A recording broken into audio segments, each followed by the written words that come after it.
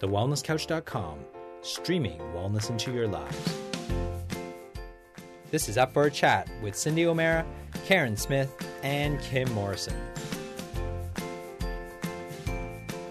Here we are up for a chat about the hottest topics that are important to you, inspiring you to awaken the change within. I'm Karen Smith. I'm Kim Morrison. And I'm Cindy O'Meara. And welcome to today's podcast.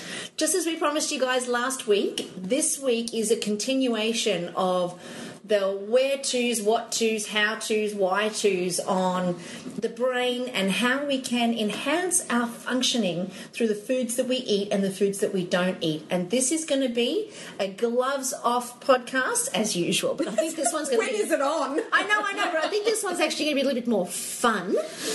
So... really, Cindy, this one's really going to be driven largely by you, because I think that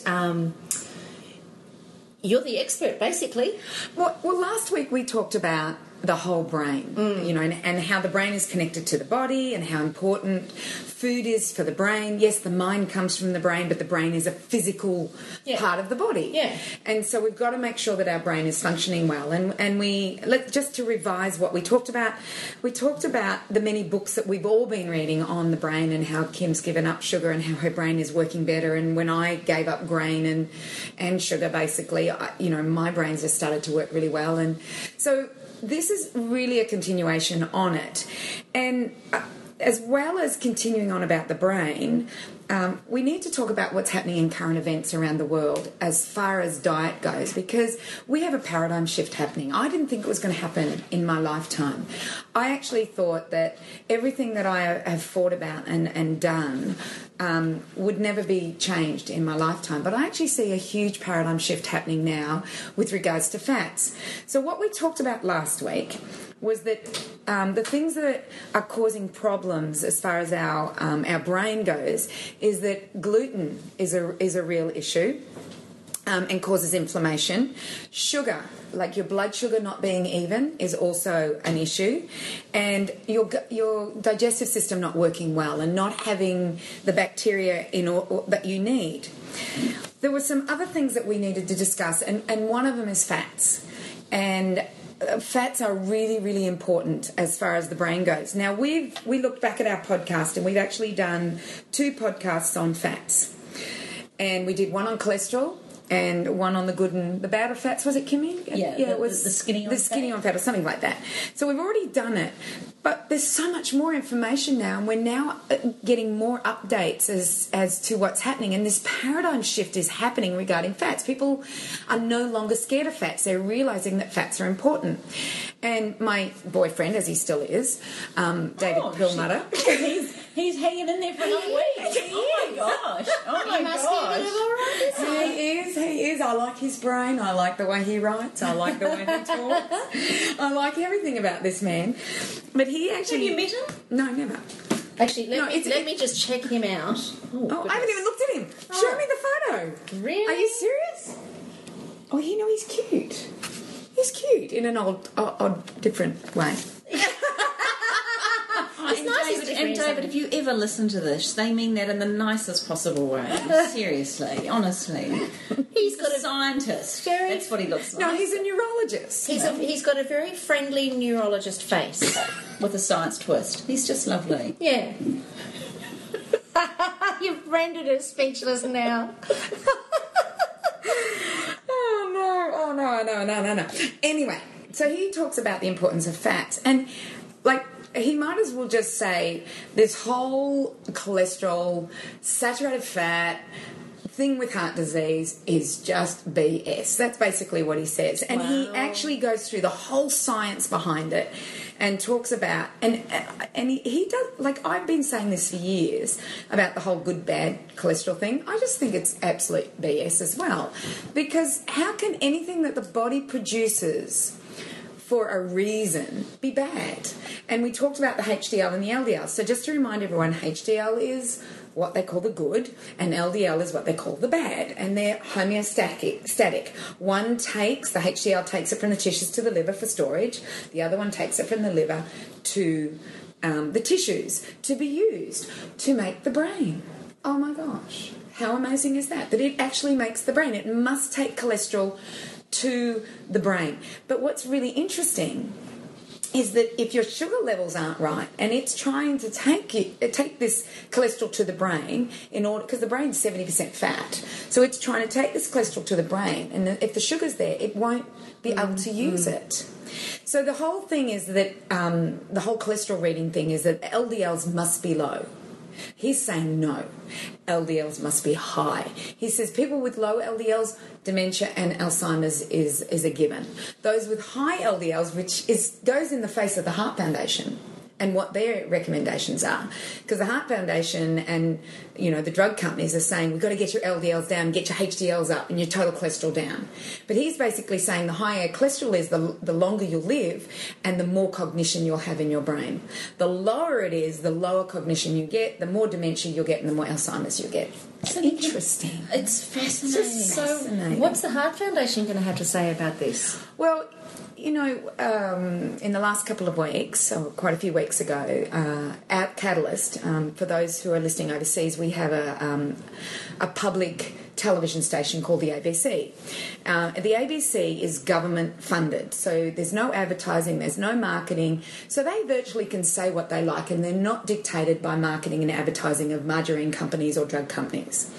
So the ABC have this science program called Catalyst. Now, I'm not always happy with Catalyst, especially their whole thing on chiropractic was done miserably, absolutely miserably. But the same medical doctor and journalist actually did this one on cholesterol, saturated fats and statin drugs. So it went over a 2-week period. It's available on YouTube. I think I put it on my Facebook page on YouTube, and I will make sure it goes out in one of my newsletters. Maybe we can put it on the that's link a better idea. Let's link it on. I always forget we've got links here. So let's put it on a link with Up for a Chat, so that for those people who haven't seen the Catalyst show, I believe you should watch it, because she basically goes through the whole thing with cholesterol and saturated fats. And both sides? Well, we already know the other side. We've already been told the other side. She actually goes, where did we go through this? And this was Ansel Keys. It all started with Ansel Keys and the Framingham study. But the Framingham study, and if anybody doesn't know what the Framingham study is, Framingham is a town in Massachusetts, and since I think it's like 30, 40 years ago, they're researching the people in Framingham. And in the beginning, it looked like a low-fat diet meant there was less heart disease. But as the study continues, they're realising the low-fat diet leads to cognitive dysfunction, as well as dementia and Alzheimer's. So it's been going longer now. So basically what the Catalyst program did was it talked about the link between saturated fat and cholesterol and heart disease, and they basically said in the last 30 years there's been no one that has come up with this information that absolutely confirms that saturated fat and cholesterol are a problem with heart disease, and that the reading in the blood has nothing to do with the cholesterol that you're consuming. So this is what, and she went through all this research, and if you read a lot of people that are now talking about the brain, they're saying how important fat is for the brain. And a lot of them are saying to take fat out of a children's diet and to give them the low-fat milk and the low-fat things that you think that are okay for you is wrong. And sorry to say this, Karen, but there is even quite a few of the people saying that just because you're vegan or vegetarian, do not put that on your children.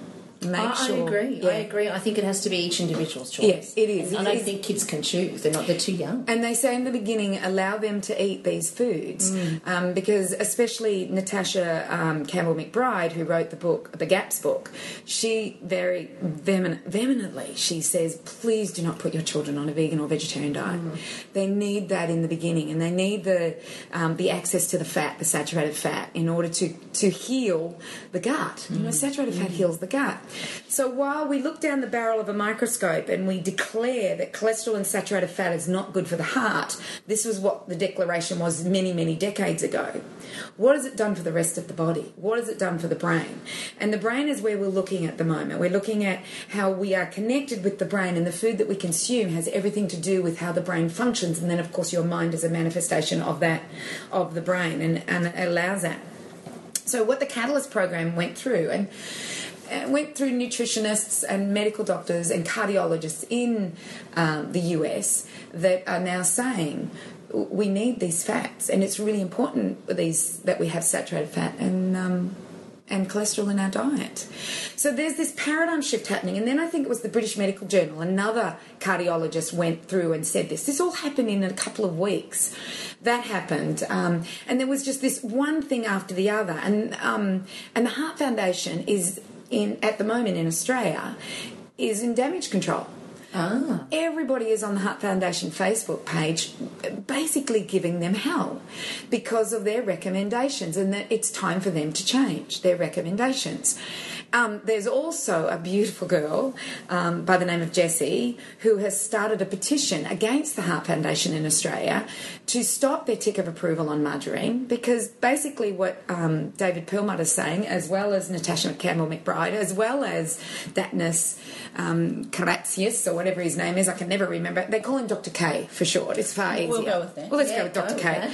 Is that they're all basically saying that the importance of these fats and that the Heart Foundation need to start making the changes. And the inflammatory processes that carbohydrates give to not only the blood vessels in the body, but the blood vessels in the brain, which then causes stroke, or as they're saying, mini strokes, that then in turn causes cognitive decline. So when they say carbohydrates, what do they mean? Grains. So grains. Yeah, your grains, your sugars, too much fruit. Like fruit, they say is fine, but too much fruit creates a problem. Because you can overdo everything, isn't it? Yeah, but I think that the issue that we're talking about, because we talked about sugar last week, the issue we're talking about is the importance of fat. So what sort of fats are you talking about? So what's a good and what's a not so good? All right, so they go through natural fats. Natural fats. So let's look at the Heart Foundation. The Heart Foundation gives its tick of approval to polyunsaturated fats, whereas these guys are saying we need to eat monounsaturated fats, saturated fats, and cholesterol should be a part of our diet, although it's not a big part, but this allows it, and then decrease the amount of carbohydrates. So all of the people we've been talking about, all these specialists that I've been reading their work and listening to them, they're saying that we should be consuming the fats from nature. So your nut fats, which a lot of them are monounsaturated with a bit of poly, your lards, your tallows, your butters, your ghees, coconut oil, these are all good quality fats. Look, I don't know if we talked about this before and whether I've talked about this before in any of our podcasts, but what we're finding is that both saturated fat, monounsaturated fat, and polyunsaturated fats have always been in our diet. And they've always been a seasonal thing. So let's have a look in the summer. In the summer, we would have herds of animals going through the plains. We would get grasses and the seeds in the grasses, which is like the wheat grass or a grain grass, and they would eat more and more of this, and it would fatten them up. It would put more saturated fat into their meat. And we, as humans, would eat the saturated fat and the fat on top of the muscle in the summer. But let's go to the winter now, where these animals didn't have the grasses. They just had maybe some slim pickings, and there wasn't that high carbohydrate in their grass. They would lean down, and we'd have lean meats. So there's a reason for high-fat meats, and there's a reason for lean meats. Then let's go back to the summer. There were no nuts available in the summer. Nuts are a winter food. And so what would happen is in the winter we would have lean meats with mono and polyunsaturated oils that are in our nuts and our seeds. So for me, all of them are important. But we're so confused because one community is saying we should be eating saturated fat and another community is saying we should be eating polyunsaturated fat. Who do we believe? I think they're all important. I think we should be eating all of them in some sort of way. And you know, for you, Karen, being a vegan, coconut oil is the saturated fat. Yet the other community is saying, no, you shouldn't eat coconut oil. It's really challenging, isn't it? I mean, unless you go and do the research for yourself, it's very, very challenging, and it's a lot of work. Look, it is a lot of work, but let's look at it this way. Let's make it really, really basic and really easy.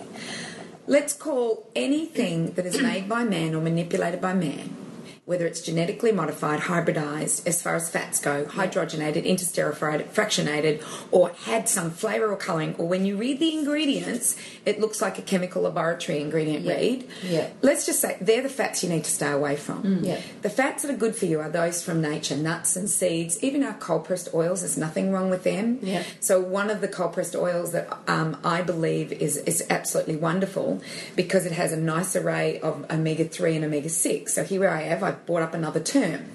So all of the specialists are saying that we need omega-3, which is in our fish oils.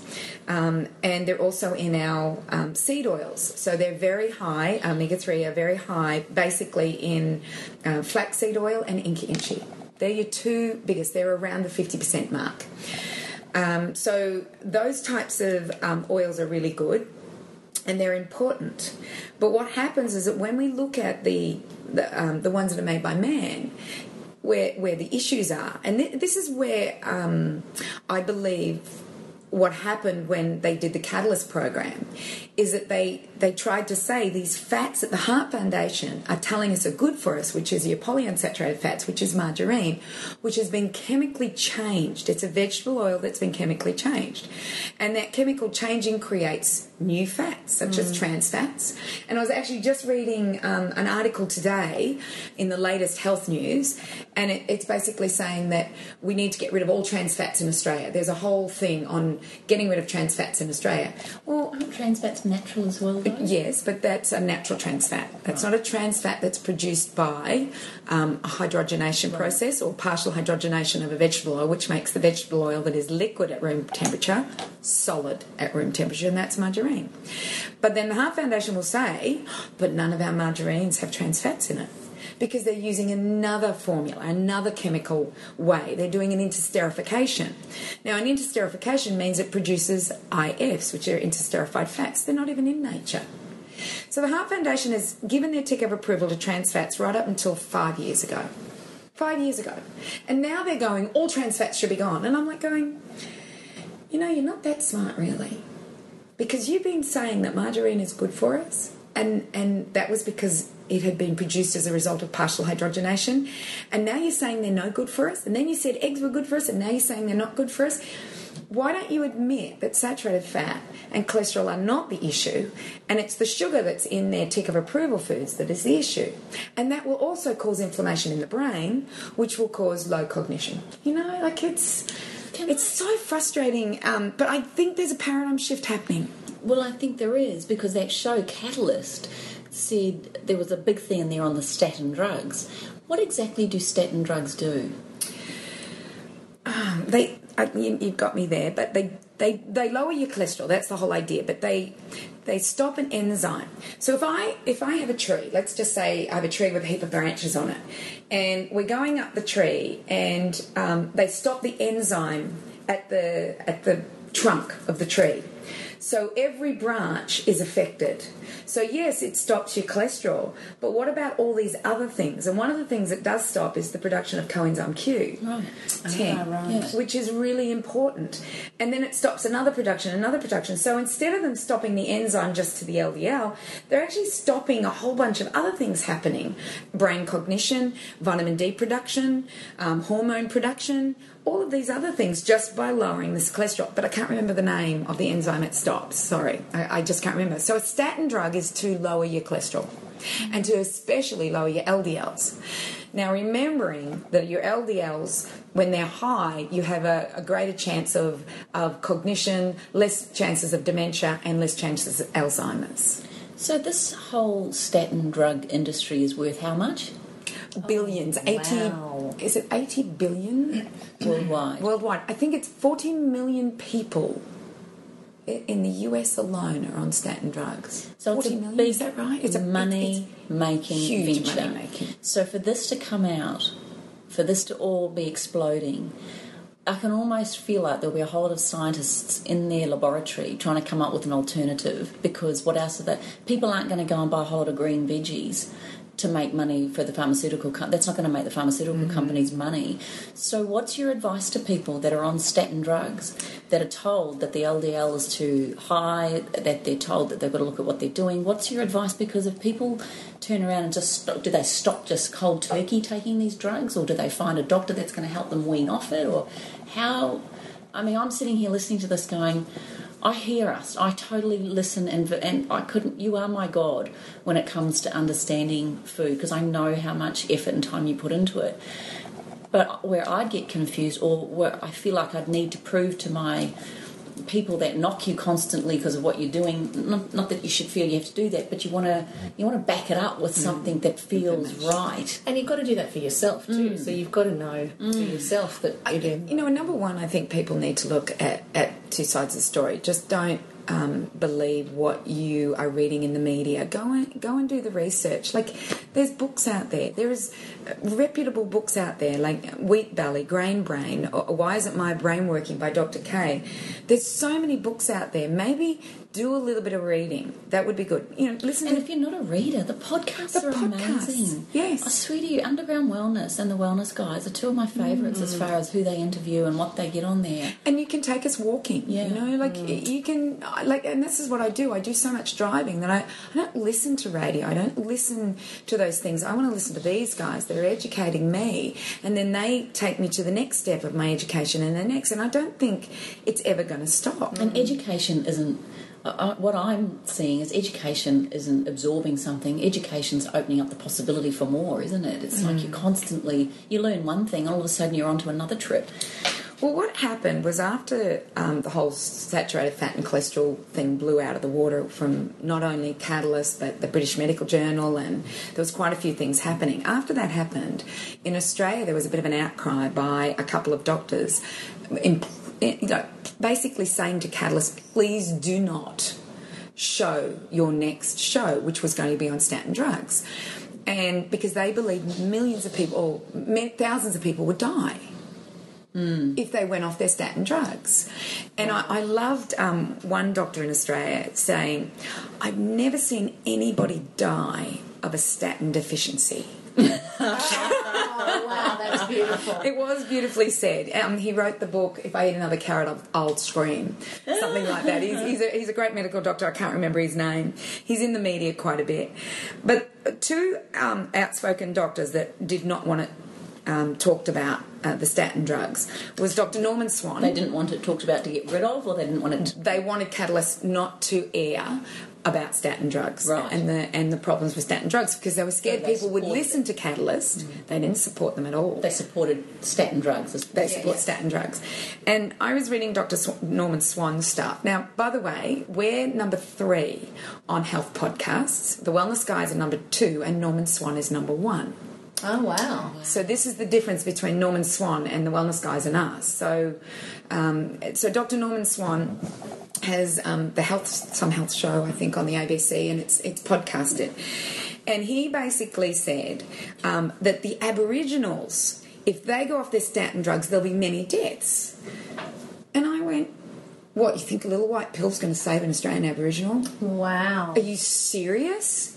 You think that is the magic bullet that is saving the Aboriginals from heart disease? You know, that is a huge issue, what's happening. They have a gene that's called the thrifty gene. And a thrifty gene is a survival gene. So when foods are plenty, and especially your berries, it adds sugar to the body. The body goes, I've got more food, let's pack away fat.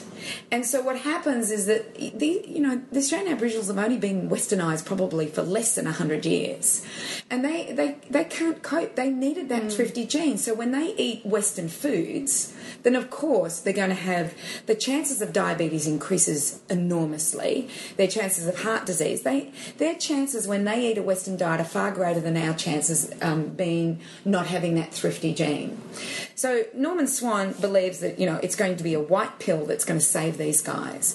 So they were imploring people not to do it. But Dr. Karen Phelps, who is a very outspoken medical doctor, who was head of the Australian Medical Association, said this: if you are a woman, if you have no other indicators for heart disease, if you've never had a heart attack before, and you're prepared to change your lifestyle, I think they were the 4 points she said, then go to your doctor, ask them to get off your statin drugs. You don't need them. Wow. She said this, in the face of all these other people saying it. So we're not telling people to go off them, but we're asking them to become informed about what statin drugs are doing to their body. So the statins are to reduce the cholesterol, but we know as a result of Perlmutter, my new boyfriend, that Perlmutter, we know because of him and many other people that are saying it, that we actually need our cholesterol. We don't not need it anymore, and it hasn't got anything to do with heart disease. And yeah, isn't it amazing? So that was the first thing. And then I loved this nutritionist. I have to tell you about this nutritionist. He's called the nutrition skeptic, or the skeptic nutritionist. So he comes on and he basically says this is all crap. We should be having margarine, and there's nothing wrong with our carbs, and what the Heart Foundation is saying is right. So I went and looked at who he worked for. Who? Stop You're not going to believe it. Kellogg's. He works for, I think, Meadow Lee. I can't remember the exact people he worked for, and I went, are you serious? You're going mad about people having ulterior motives to why they're saying it. And look at who you work for. He's worked for Unilever. He's worked for all the big food companies out there that push seed oils and carbohydrates. Favour. This is the thing I have, and I'm just going to be really blunt. I get really it pisses me off no end that our media is so it's so one bloody eyed, because there's profit involved, yet and everything that we do is media driven. Everything is media driven. Even our elections are media driven, for goodness sake. But there's always a profit behind it. Somebody always stands to make money at the cost of humans' health. Yeah.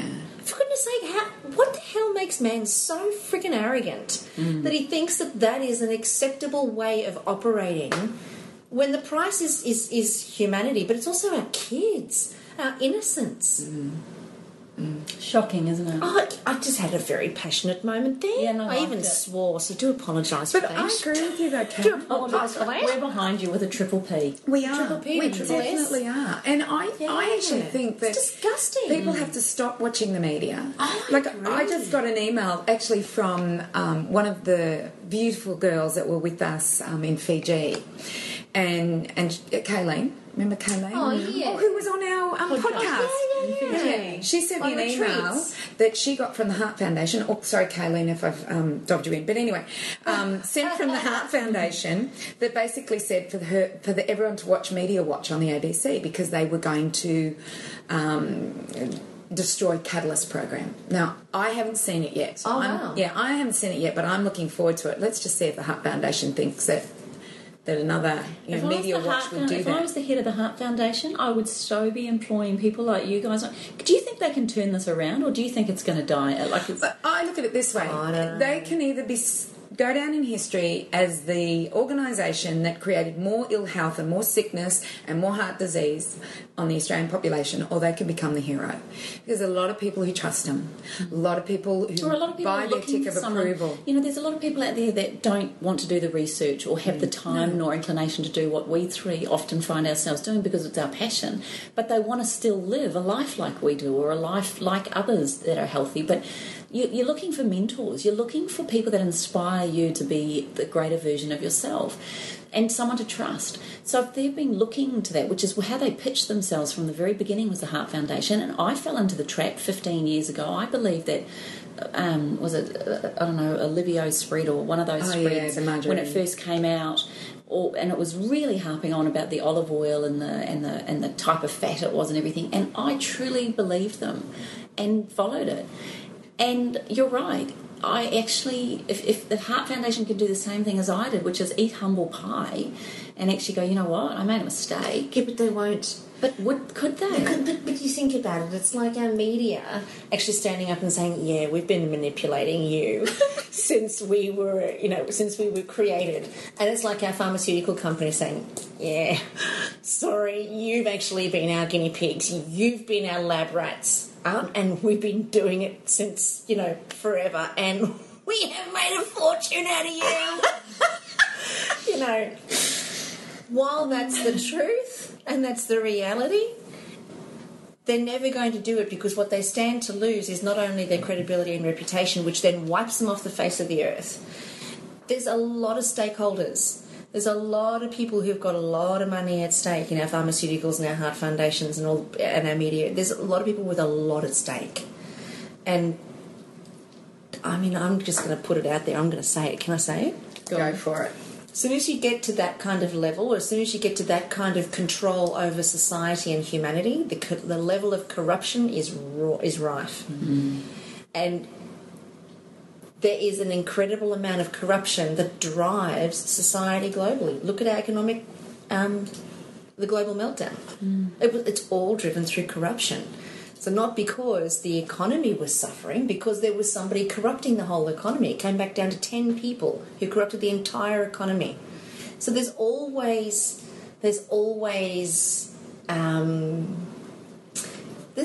something else at play, and that's why I think, like what we do, and people doing their own research, we're taking our own power back and doing our own investigation. It would be awesome. It would be awesome if they could say, yeah, we manipulated you and made a stack of money out of you. Do you remember the movie we were talking about, Thrive? Oh, yeah. It talks about big pharma, big bank. Yeah, geez, big that's a great Agra, big... was 4 big. Bank, Agra, Petro? food. Oh, Food. Yeah, it was Agra, food and Agra maybe were together, and maybe Petra. I can't remember. They talked about all of those. Look, and somebody sent me that the new CEO of the Heart Foundation, I'm just going to open it up, she sent it to me yesterday. She said the new appointment, so the Heart Foundation CEO is leaving, which, and if, you know, I've always said that if she needs some help with her... escorting off. No. But she's not a healthy specimen, I'm sorry. Oh, she's not? No, she's I haven't not. seen her. And she's probably got some, I would say, some parameters for heart disease. I'm not sure. But anyway, she's not the healthiest person. So she's leaving at the end of the year. And the new CEO appointment of the National Heart Foundation is Mary Barry from VICSES. I'm not sure what VIC-SES is. Would that be Victorian Electricity? Or State Emergency Services? State Emergency Services? I don't know. Yeah. So I don't know. But she said this. I first met Mary and worked for her when she started at SES 8 years ago. This could get interesting. I have no idea who she is, what she is. Well, if it's State Emergency Services, it's quite possible they're in for a rescue. And it's quite possible that it's the right person to come in, really. We are in a state of emergency and health risks and things like that. Okay, so I want to change tack. Okay, with you change guys. tack. I want to... We've talked about this, we know it's out there, but how do we bring this back into the home? So how, you know, if our listeners are sitting there, they're going, oh my gosh, I do some of those things, or I've been trying to change, or my children are up against me, or my husband doesn't agree with me, or my wife will never do that. Talk us through some things that you guys do in your home. Like, I know over the last year, Kaz, the changes with Matt have been phenomenal, really. Through and more so now. Yeah, and his awareness. And, you know, I'm not saying this is an overnight thing that we can change everybody in our own home, but...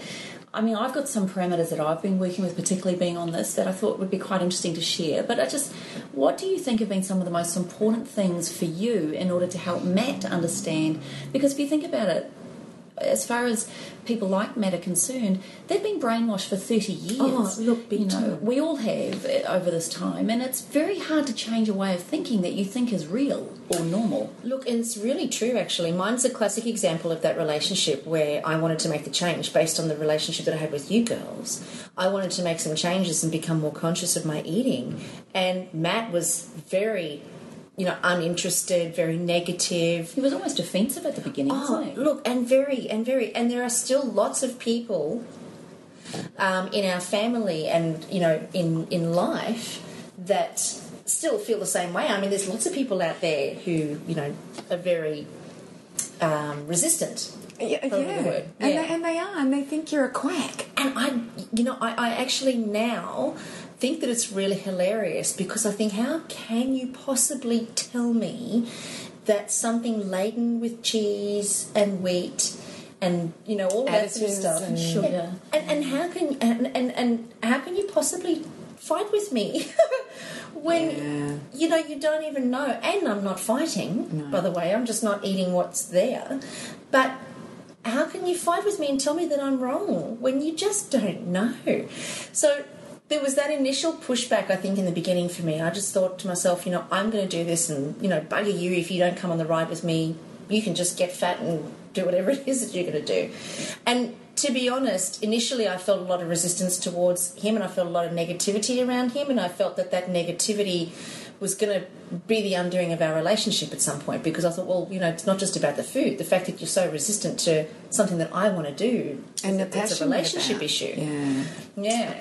So when Values based thing, isn't it? Well, yeah, it certainly. Well, that was definitely the way that I saw it, for sure, because I thought it's not just about the food; it's actually about the relationship, and that realization kind of made it a lot more serious than just I'm having salad tonight, So for me, simply the path that I took was I decided not to make Matt wrong for what he was eating.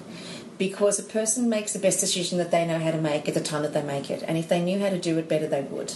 So when I really got that, I decided to give up being right. And what I've realised is that there's never a point in life where being right serves us, ever. It always comes at a cost. So I decided to give up being right that Matt was wrong and just allowed him to be right for himself. It's not right for me. It's not right for us. It's not right for a lot of our listeners, but it was right for Matt. And if anything was going to change, I couldn't tell him to change or force him to change or leave him, because I didn't want to leave him. But the best thing that I could do would be to be an example that he may want to follow if he decides he wants to follow it. So every night I just would get excited about my food. I wouldn't put his food down, and still to this day, he'll go and cook a whole bunch of ribs on the barbecue and I'm dry reaching in the kitchen. I know your pain. We see it on Facebook. Or even last night he made a salad, and it was a beautiful salad because, we eat at different times and stuff, and so he made himself a beautiful salad and then he covered it in egg. Blech. So, I mean, you guys would think that's fantastic. Yeah, I know, look at that. Yeah, two boiled eggs. Oh, that one's all right. Yeah, that's all right. That's right. But see, isn't that the truth though? Like, isn't that a classic example? Because to me, that's just the grossest thing in the world. Yeah. Because the whole kitchen then smells like Egg. Or ribs. But that's the real reality, in that what's right for somebody and what they believe to be right and what they feel is right for them is right for them. And even if you know that it's, cordial and, all that sort of stuff, even if you know that it's not, you can't tell a person no. They have to learn change. They have to learn alternatives. So much so now, it's been well over a year since Matt's put cordial to his mouth, whereas he would drink 4 litres of cordial a week. Oh, wow. Matt's down to 2 litres of really beautiful, natural, 100% wholesome gelato each week, whereas it was 4 litres of ice cream, Blue Ribbon or Sara Lee. And his meals now is all salads. Everything we have, he has it with salad. So it's a complete shift. Did you do your garden? Remember, Totally you were shift.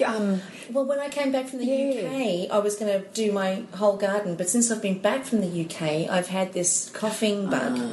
And yesterday and today has been the first day that I actually haven't been coughing.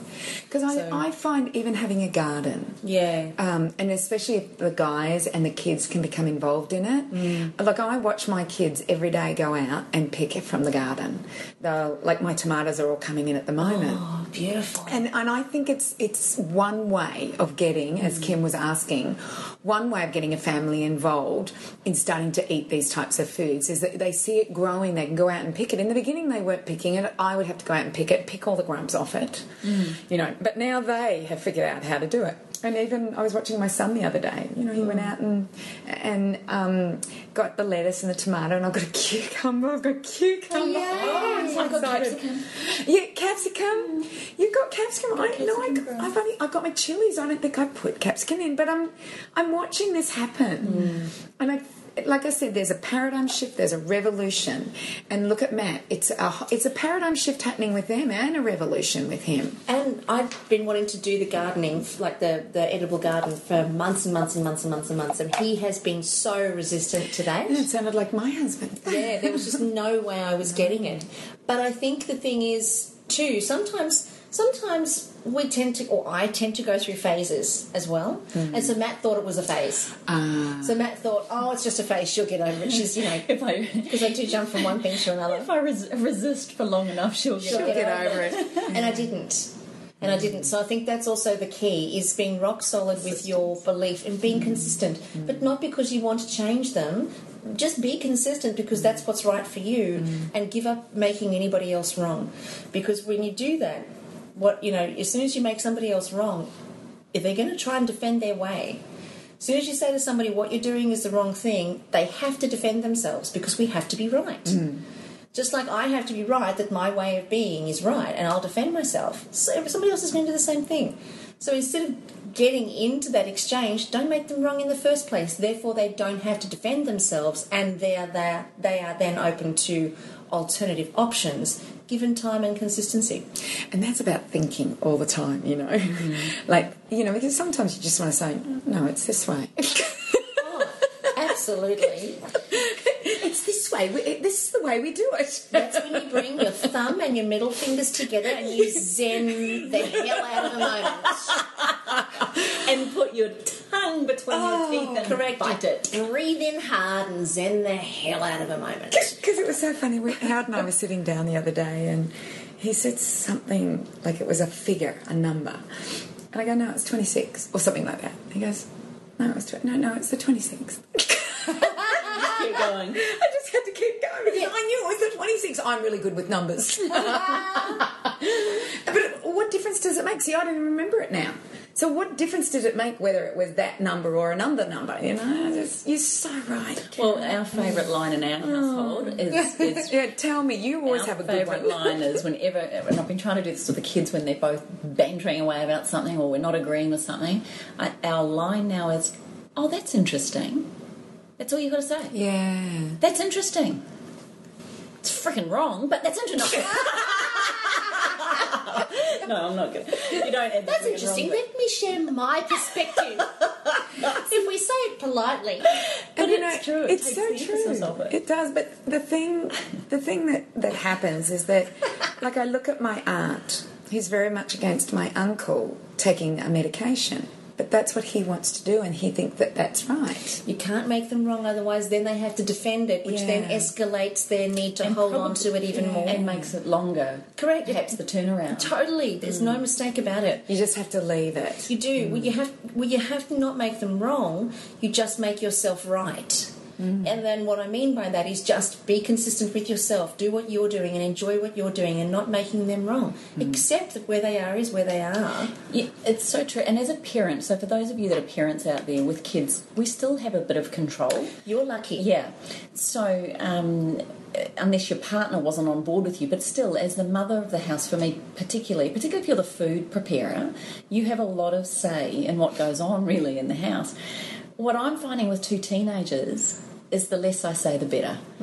Because they both go and... I caught them the other day. They rolled their eyes and went, here comes another lecture. And I went, oh, you think this is lecturing? Oh, you haven't even seen me start yet. No. But, since doing the sugar-free, grain-free, gluten-free, dairy-free, wheat-free thing... Got she eating anything? No, I'm kidding. Breatharian. The breatharian that she is. But as we were talking, I just kind of made a list, and I don't know if this will help, but I just thought these are some of the things that have made a real impact for us over the last 4 weeks. Cut down on sugary foods. So I said to my kids, here's the new game. Mummy's about to do this protocol. And they're like, oh, no. I said, Mummy's about to do this protocol. You can join me, and we can all do it together. Or there's going to be some changes. In other words, you will be doing it just... No, or you can do it slowly. And they've looked at me and I went, because while you're living under my house and I'm buying the food, I want the best nutrition possible. So it's not about depriving you, it's about improving us as a family. And they, of course, didn't choose the cold turkey. Don't take the bickies away, Mum. No, look, we don't want to do the no sugar thing, and we still love our fruit. So good, I've given them some choice. But the bickies are what you make. Oh yeah, definitely. Yeah, they're never ever. But we had got into a habit. Taylor had tried these muesli bars at a friend's house. Really liked them. I looked at them. They were full of nuts, loaded with sugar, but still filled with nuts. And I kind of figured she burns up so much damn energy. Maybe they're not so bad. Anyway, I said to her, we went to the supermarket that night, and they're watching my trolley, just green. It's just full of green. And then they came with the muesli bars, and I went, yeah, no, they won't be. So the rule was, I'll still make home-baked goodies, but no more bought anything. Mm-hmm. The second rule was no more juice.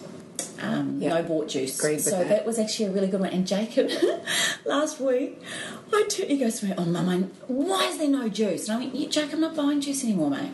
And he goes, and then it went all quiet. And then I look over on the bench. He's sitting up on the bench, like, if you can imagine an upright fetal position. So he's sitting there. And Upright fetal position? And he's up on the bench like this. And he's got his water and he's going, this tastes good, like this. And he's taking the mickey and he goes, Mum, I actually really want something sweet. And I realise my kids have got just as big a sugar addiction as me. So it's good. Because we give to them. Yeah. Just on that whole sugar addiction is that, like, my brother and his wife have a baby, and they were putting little bits of maple syrup on his food. I said, why? Oh, why? There's no reason to do that. He doesn't need that. Don't start him on this treadmill of sweetness. No. And then all of a sudden they went, of course. Why are we doing that? So they took it away. Yeah. And this kid, I'll tell you, is absolutely amazing because they are so particular with what he eats. And especially when I put my little 2 cents worth in, I just say, well, why do that? And I don't say don't do that. I go, but why do that? There's no point. He doesn't have that sweet tooth. Don't give it to him. Yeah. So, sorry, go on, Kim. I just think it's important. We need to bring our kids up without this sweet tooth. We think because we like it, they need it. Yeah. But they don't. Occasionally and Jacob loved in particular, and Taylor actually, both love freshly squeezed orange juice. And I've said to them, that's our treat. Every now and again, we'll squeeze some fresh oranges at home and we'll put some mint in it and that'll be our juice. I mean, there's still a lot of sugar in that, but at least to me and to all of us, they're now getting an understanding that that's a real food. The other rule for me is, as you know, Cindy, and I know you're very proud of me, and Kaz, I know that this irks you as much as me, but the fact that I'm now cooking my son meat, which is massive for me because I can't stand the smell of it. I actually gag when I smell meat cooking. And Danny's away so much that I used to wait till he got home, but Danny's only home 3 months of the year, and I've got a 14-year-old boy who is growing and hungry and he loves meat. So, like you said, you know, who are we as parents to stop our children or make our children be vegetarian or vegan? So I've trying to change my view. I am very proud of you. I just saw everybody else being so proud of you on Facebook. I had to just put you down a little bit. I said on Facebook, she wanted to be Mother of the Year. I think I deserve Mother of the Year award. And Cindy goes, try and keep going. At the moment, you're Mother of the Week. And it actually wasn't a put down at all. I was actually doing that for Jacob. Yeah. I wasn't doing it for anyone else, you know. He loved it. But so for meat, the way that I can only do meat is if it's from an organic, grass-fed, beautifully prepared, if that's the right word, cow, sheep, pig, whatever. But there's a beautiful butcher here on the Sunshine Coast, and he's getting to know me, and I stand in the shop with my hand over my nose. Is that the one down? No, it's in Forest Glen. Well, there's another one in Watala. Oh, good. Yeah, oh, good. all grass fed. Oh, yeah, good. there's a couple. There's a couple around, and then there are of course our farmers. Well, of course, but me buying a quarter of a cow is scary. Well, you don't have to. You don't have to buy the quarter of a cow. No, from the farmers market. Kidderman meat. Oh, okay. Oh, yes, Kidderman meat. Okay, great. So to me, it's about buying That's ethical where I get meat. mats. I get mats from the farmers market from your friends. Yeah, and I also get it for my cats, so they get their probably the most expensive cats out. There's another rule in our house: with every meal there has to be something green, from breakfast through lunch through to dinner. Well done, yeah. So even if it is a couple of snow peas at breakfast, or a little bit of rocket. Yeah. Jacob loves his rocket. Taylor doesn't like rocket; she finds it too bitter, but she'll have the snow peas. What about pesto? Do they like pesto? No, neither of mine aren't really saucy types, but they will. I feel like their taste buds are changing as it's going. good fat. So I keep explaining to them about fat. Fat's not a bad thing for me because they keep getting all their girlfriends and friends at school saying, "Oh, but that's fattening. That's got fat in it." Oh my gosh. Yeah, seriously. So, and I swear to you, 90% of Taylor's friends, and one of her girlfriends, I've put the challenge out. She's scared to come and stay at our house. She will not come and stay, especially now that she knows that we've cut out sugar. She's just like, I can't. And so I saw her at dancing the other day, and I said, "Putting it out there to you, gorgeous. I promise you can come and stay a weekend with me, and you will not go hungry, and you will enjoy the food." But she is so frightened of what I will or won't cook. No brought sauces, so no more barbecue sauce, tomato sauce, because I can make it in my thermos. So at least I can govern what goes into it.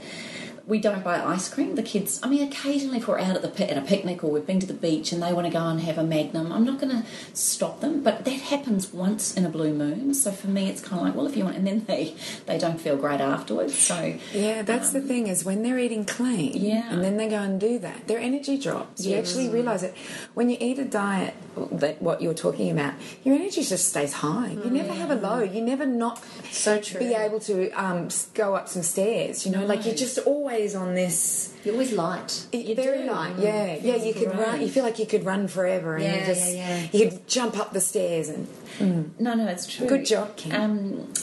Neither of them are really big nuts or seeds kids, and I used to make them a banana smoothie. I still make them smoothies, but I would put bananas in there as well as dates. And I've realised I've dropped the dates the bananas out. are sweet. I know. Yeah. But for me, and because when you get used to sugar, you actually feel like you need more sugar or more sweet. It's not sweet enough. Got it. And Danny would make it, and he'd put a bit of maple syrup into the smoothie. Well, that's now out. They don't know this, but they've actually. Wow, sounds like somebody. Yeah. So now it's not adding extra into things and things like that. So their smoothies, the fruit is the sweetener.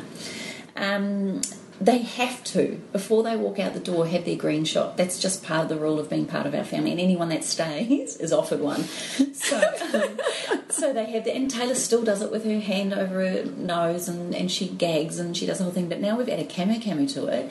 I actually really love the kind of bitter, citrusy kind of flavour it brings to the green. So I'm really enjoying that.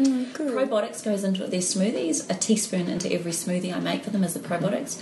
They don't realise probiotics goes into quite a lot more things. Even I made a raw dessert the other day for them, and I put probiotics. What a great idea! In the cashew cream, so that went in that you can't even taste it, but to know that it's in there, well, actually, it tastes quite. It's almost a. It's quite. I find it quite sweet. Yeah, it's beautiful.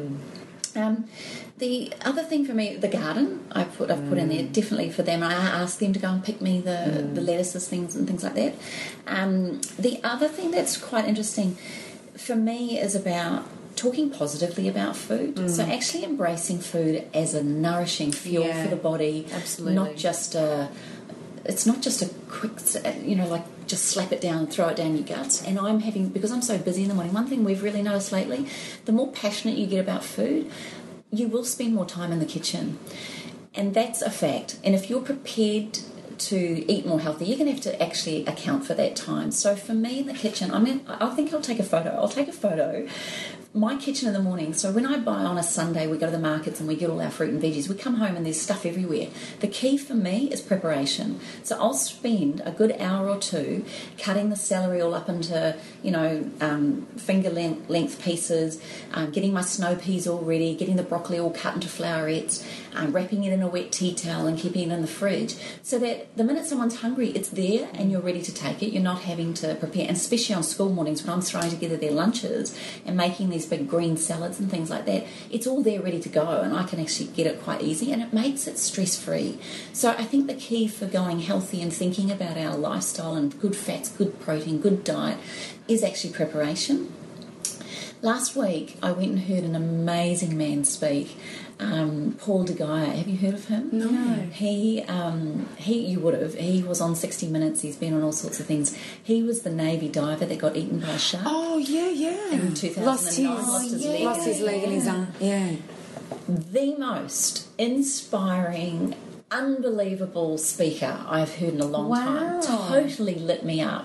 Now his story is phenomenal. From a drug-taking loser, his words, as a teenager, rebellious, worked in strip clubs, kind of like he just did everything that was quite, I guess, normal for someone who's lost, who doesn't know who they are or what they're doing, and rebelled against everything. And lucky, he said, he didn't end up in prison, but life kind of took him down a path where he ended up joining the army. And the army gave him an incredible thing called discipline. And what I took from that is, and we can take this into our lives around food, is discipline is paramount. It is absolutely paramount. When we are totally exposed to so many, lures and hype and lies and things like that. So and one of his strategies that he learned from the army was, you got to improvise, adapt, and overcome. Improvise, adapt, overcome. Good words. I loved it. And he used it in his story when he lost his arm and his leg, that he didn't want to stop working out. The physical body to him was his key, because he was such a fit spunk of a man. And here he was in the gym in the hospital, in the gym's hospital, with he couldn't hold a weight, obviously, to do press-ups, but he had the prosthesis, a table adapted so that he could use his shoulder, but he could still do his press-ups, and that was his improvisation, which allowed him to adapt. And then he overcome the fact that he could still do press-ups. Flippin' amazing guy. You want to read his book called No Time for Fear. I'm onto that. Does he wear a black prosthesis hand? Yes. I saw him in Manly with no leg and a good-looking guy. Unbelievable. Oh my gosh, I saw him. He passed me and I went, hot is right. And I went, and then I went, what happened to you? That's what my thought was. Well, what happened to you to lose your arm and your leg? Yeah, right. A shark, a big white shark. And that's what it was, wasn't it? So oh my God. I'm just sitting here and I'm thinking, to his message is very applicable in this situation. But his book, No Time for Fear, is well worth it. Even if you Google him or YouTube him, you'll see a lot of his interviews and things like that. He's just gorgeous. I Facebook messaged him and I said, as a speaker, it's so rewarding and beautiful to hear a speaker. I hum on his every word for the hour. Where did he speak? He was at the RSL. And why wasn't I told? Yeah. You weren't here. Oh. Why wasn't I told? I don't know. I got invited to go, and I'm so wrapped I went. So not your friend. No. Blame Russell and Matt. They invited me. Oh, was it Russell? So anyway, so his whole Not happy, thing. Jan. Not happy.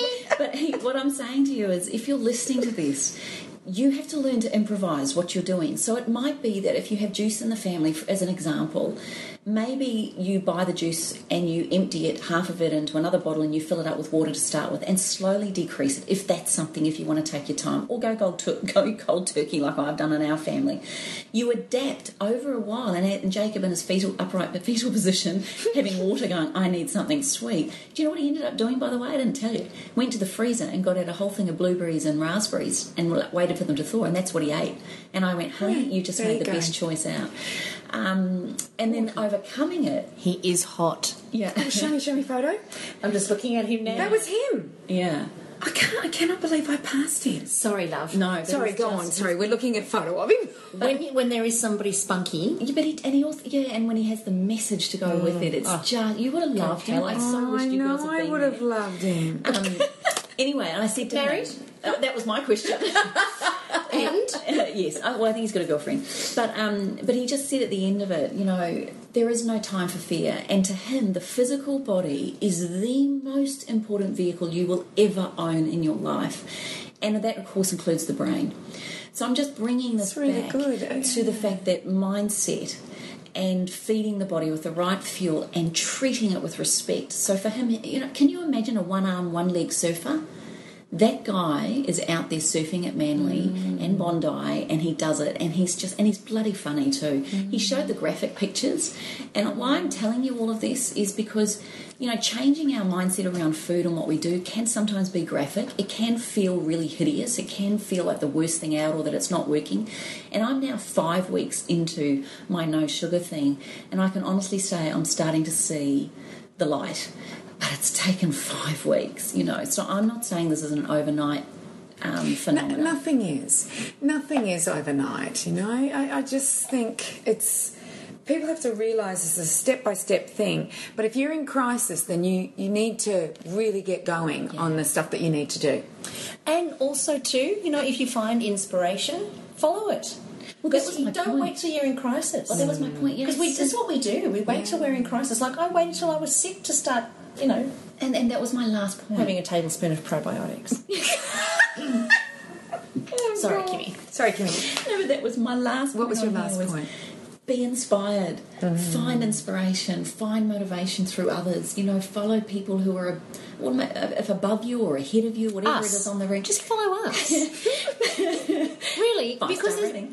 let's just say there's a flavour for everybody. Yeah, there is. You're right. You're But strawberry, you're vanilla, and I'm pecan.